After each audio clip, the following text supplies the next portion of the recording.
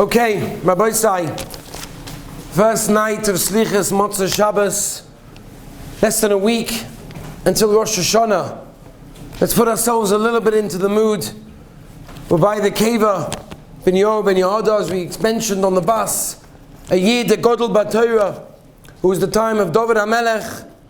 And Be'ez Hashem, on this Motzei Shabbos, we'll use the schus together to bring our tefillahs up to Shemayim. Rabbi Sai, we are about to use the most powerful weapon in tefillah that exists in our Yiddishkeit, and that is the Yud Gimel Midas. The Yud Gimel Midas is the most powerful weapon of tefillah that from now until after Yom Kippur we're going to be using it again and again. And we start tonight all the way until Ne'ilah, when we're going to be screaming Ad HaKisei HaKavod, to ask the Rabbeinu Shalom for a Gavaldige year, for a year of Toiv, a bracha, of Parnasa, of health, of happiness, and all the brachas. The Gemara in Rosh Hashanah, Daf Yud Zayin Amud Aleph, tells us that if not for the fact that the Torah wrote this Seder of Yud Gimel Midas, it would be impossible for us to say the words Hashem, Hashem, Kel Molei Racham. It's impossible, Pasha, to say the words. The fact that we say the words is only because Chazal tell us, and the Torah writes it, that we have the right to use it. And the Rabbeinu Shalom told Moshe Rabbeinu that whenever Klal Yisrael are in a bad situation, whenever Klal Yisrael do Aveiros, whenever Klal Yisrael are down in the dumps, they should say this Seder, and I will forgive them. Rabbi said we're about to use the most powerful tool that exists in Tefillah of the Yud Gimel Midas, that Yaakov Yosha brings down, that when someone goes to daven in Yomim Noraim and he didn't say Slichos in preparation, says the Yaakov Yosha, the Talmud of the Trumas Hadeshen, it's compared to an individual of somebody that wants to go to the king. He's desperate to something, he wants something to happen, he asks, he needs, and there's so much that we all need, and he asks and he wants, and he gets the key to the outer chamber, but he doesn't get the key to the inner chamber. And therefore, when a person enters Yom HaNoroim, when a person enters Rosh Hashanah, if he doesn't say Slichos, Slichos is an opportunity for us to be able to open up our mouths, to express ourselves, to ask from the Rabbeinu Shalom, we've fallen. Help us. Pick us back up. It's like a villager that never went into the city. He never saw what it means, running water. We all know the mashal. And he goes into the city for the very first time and he sees running water. This is incredible. I need one of these in my house. I need to take this faucet, this tap, and put it in my house. This will be amazing. I won't have to draw water anymore. And he says, sure, take one if you want one. And he takes it back and he says, kids, gather round. We don't have to draw water anymore. And they're all excited. Yes, Dad, let's have a look what you've got. Then he opens it up and nothing comes out. He says, aha, they sold me a broken one. Doesn't make any sense. I saw it. There was water flowing out of it. And he went back to travel back to the city. And they said to him, what are you talking about? You can't just buy the faucet. You can't just buy the tap. You have to buy the pipes. There has to be water going through it. There has to be preparation. Rabbi say, if you think you can walk into a Rosh Hashanah and rock up to shul and say, all right, God, Zacheinu l'chaim, give me life, it's not going to work. It doesn't work. And we don't have to look too far. This year, Tafshin Pei, coming into Tafshin Pei Aleph, to see how many people are no longer here, who were here last year, who thought for sure they'd be here this year. They never dreamed that this Rosh Hashanah would come and they wouldn't be here. There needs to be a preparation. The Bnei Yissaschar, the Megalei Mukas, and many other Gedolei Tzadikim write an incredible idea. And they say that when a person reads the Yud Gimel Midas, he should think about the tzoros of Klal Yisrael. He should think about where Klal Yisrael are holding. Have in mind those people that lost loved ones, those people that are waiting for shidduchim, the people that are waiting years to have children, the people that have no parnasa because of what's going on, the difficult circumstances that Klal Yisrael is in. This is something that a person should think about. Ritzi Meir Zilberberg writes, he says over, and they wrote b'shem him, that during Slichos, when we say Slichos, which we're about to say in a few moments, we're not just saying the words ourselves, But all of the Heilige Tzaddikim, and he brings from the Maral and he brings from the Chassam Sofer the same thing, that all of the Tzaddikim come down at this time and they say Selichos with us. We're not saying it alone. We're not just saying it on our own personal behalf, we're saying it on behalf of all of Klal Yisrael.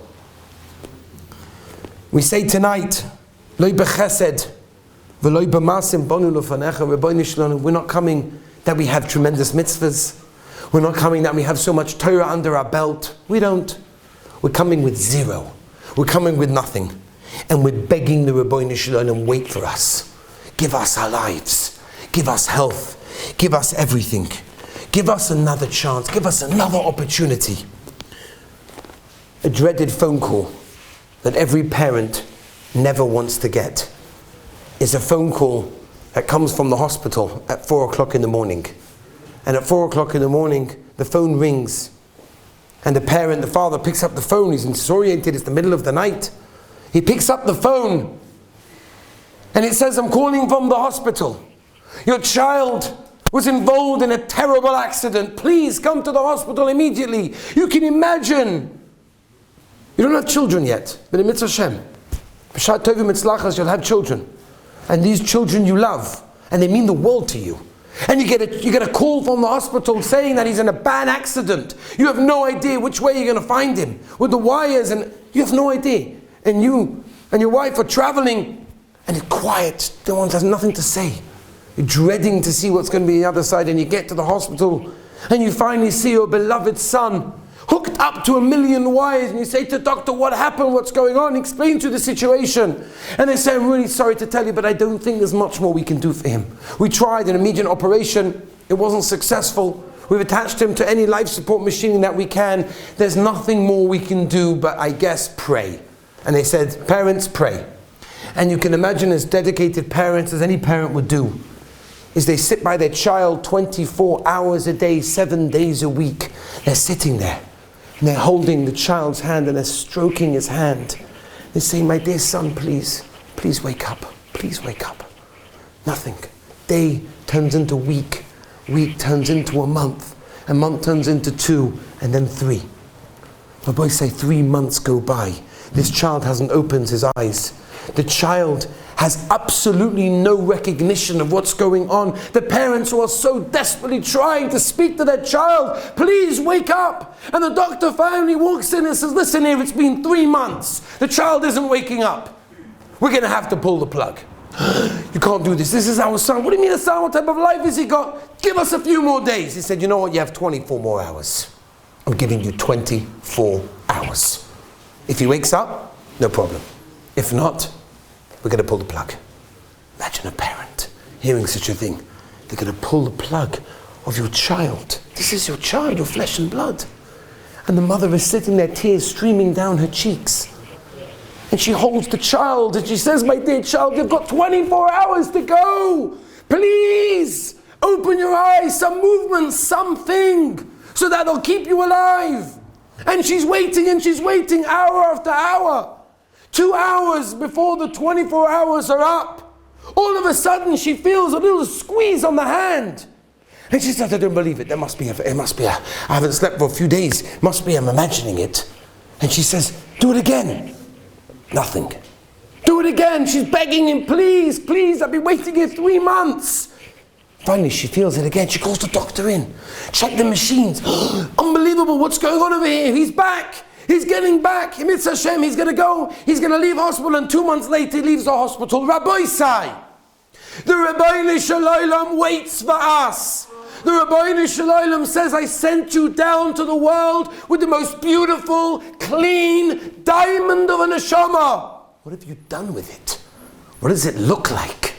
It's got layers and layers of dirt on this beautiful diamond from all of our times of running around and doing whatever we do during the year. The Rebbeinu Shalom is holding our hand and he's saying, my dear son, I'm waiting for you. I'm waiting for you to come back to me, to do tshuva, to get close to me. This is it, Rabbi Sai.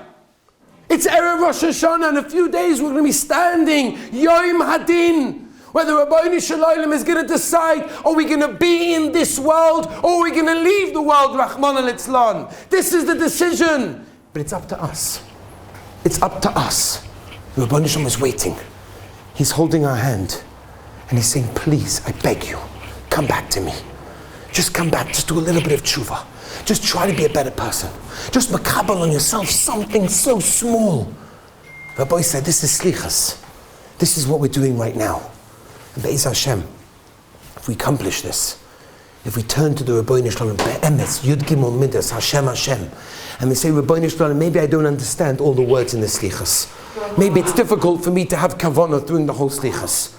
But 20 seconds every yid over here can spend closing your eyes and saying to the Rabbeinu Shalom, I am sorry. I want to be better. I want to become better. I want to get closer. This is our opportunity, Rabbi Sai. Let's lose the opportunity. Let's really utilize it. Every single night we have slichas. I know it's late, it's hard, it's boring, I don't understand it. But it's for us. The Rabbeinu Shalom is holding our hands. He's just waiting for us. He's just waiting for us to get closer to Him, to try that little bit, to get closer and closer. Be'ez Hashem, if we do this, and Be'ez Hashem, by the time we get to Rosh Hashanah and we stand there in the Beis HaMedrash and we scream out the words, Shema Yisrael Hashem Elokeinu Hashem Echad, then Be'ez Hashem, Rabbeinu Shalom will say, my dear son, he's back home. Which father wouldn't take his son, however distant he is, however chutzpahdik he was, whatever he said to him, whatever he did against him, I don't care, this is my son. You take him back and you give him a hug. And the Rabbeinu Shalom Be'ez Hashem will give every one of us a gewaldige hug and a chasim u'sim tova.